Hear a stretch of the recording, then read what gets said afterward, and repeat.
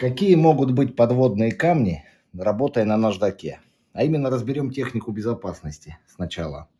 То есть ваш подручник, вот у меня алмазный диск, ваш подручник желательно, чтобы как можно ближе был к самому диску, чтобы во время работы, вот он вращается на меня, вот вы, допустим, ножик точите, чтобы у вас его вот туда, вот так не затянуло. То есть это я специально подальше его сделал.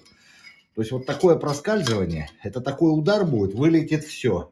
И выбьет, грубо говоря, может хоть что, хоть стекла повыбивать. То есть желательно, чтобы он был как можно ближе. Вот у меня диск, вот этот алмазный, подручник, нужно, вот у меня так регулируется, как можно ближе. То есть максимально.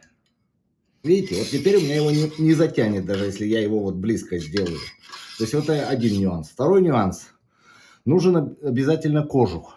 Ну, еще если алмазный диск, то как бы он не разлетается. А вот если при работе с корундом, то есть диски из камня, то желательно. Потому что они бывают откалываются, ломаются. То есть это очень опасно.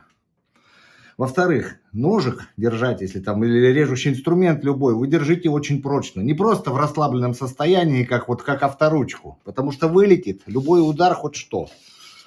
Ну, как бы так.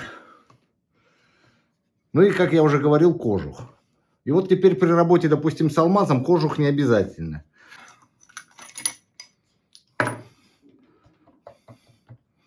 Так вот он у меня туго, но это я как наглядное пособие. Одеваете вулканит. То есть вулканитовый диск. Просто накину его, не буду привинчивать. Режущий инструмент вы затачиваете. Теперь уже, если он вращается на меня, сейчас отрегулирую. Вот он вращается на меня. Ни в коем случае, вот у меня режущая кромка, вот так вот нельзя держать режущий инструмент. Он резиновый, то есть он мягкий. Вот смотрите. Видите, он мнется.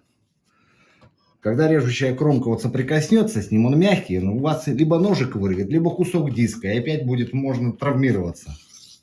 То есть только вот так, если он вращается на меня.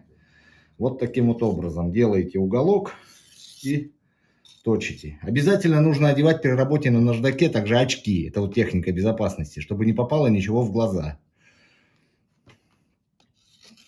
То есть вот. Вот с другой стороны. В рукавицах, в варежках, в верхонках ни в каких нельзя работать. Потому что также может затянуть, намотать на вал. Только голые руки. Ничего. Это тоже как бы понятно. Потому что вращающиеся элементы станка может затянуть, намотать. То есть очень опасно. Вот. То есть кромочка вот так. Убираем этот диск. Вот. При работе с войлочным диском. Он тоже очень мягкий. У меня, наверное, войдет, наверное. Одеваем его. Еще туго одевается. То есть это уже под пасту боя. Но это не важно. Под что? Диск мягкий. То есть ни в коем случае, опять же. То есть тебе нужны шайбы прижимные, опять же, большие. Потому что он будет вибрировать. И вибрация его может тоже хоть куда повести. Станок улететь, если он не закреплен.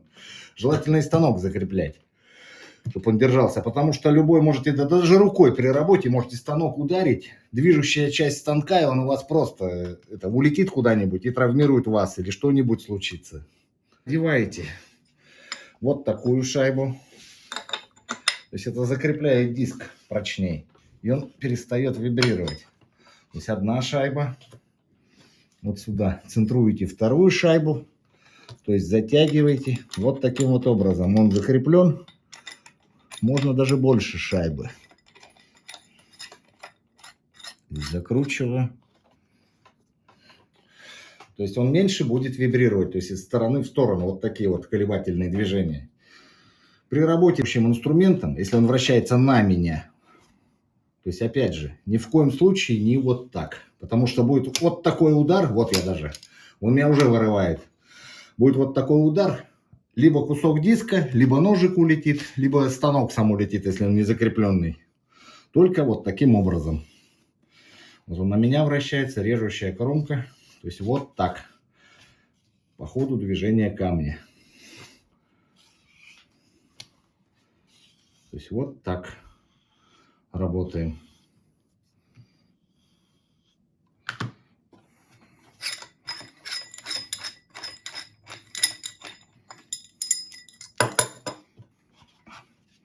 При работе с камнем, ну, в принципе, эти уже подкладочные, они уже не нужны, но, в принципе, ничего хуже не будет. Можно и вот эти шайбы прижимные. То есть одеваете, более прочнее будет сидеть, в общем, на своем посадочном месте, вибраций меньше будет. И обязательно нужен кожух. То есть вот такой защитный кожух, потому что камни разлетаются. Подручник, соответственно, тоже. Чем ближе к камню, тем лучше.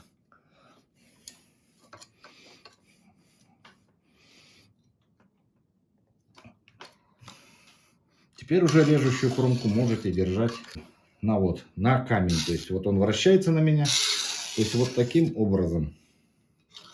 И вот еще один нюанс.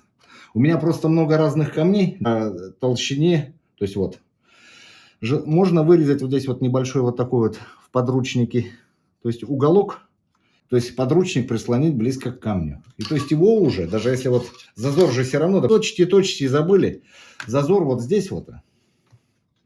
Между камнем и подручником становится больше. Вы можете забыть или заработаться, его может, опять же, вот сюда вот такой вот проскользнуть. А когда вот здесь у вас небольшой вот такой вот квадратик вырезанный, подручник плотно прилегает к камню, то есть вот этого уже у вас момента уже не будет. Но, как я уже сказал, у меня камни разной ширины, допустим, войлочный одеваю, еще какой-то. Поэтому я вот такой паз здесь не вырезал, потому что мне удобнее вот так работать и подвигать подручник. Но это как бы вот на любителя. Спасибо за внимание, до свидания.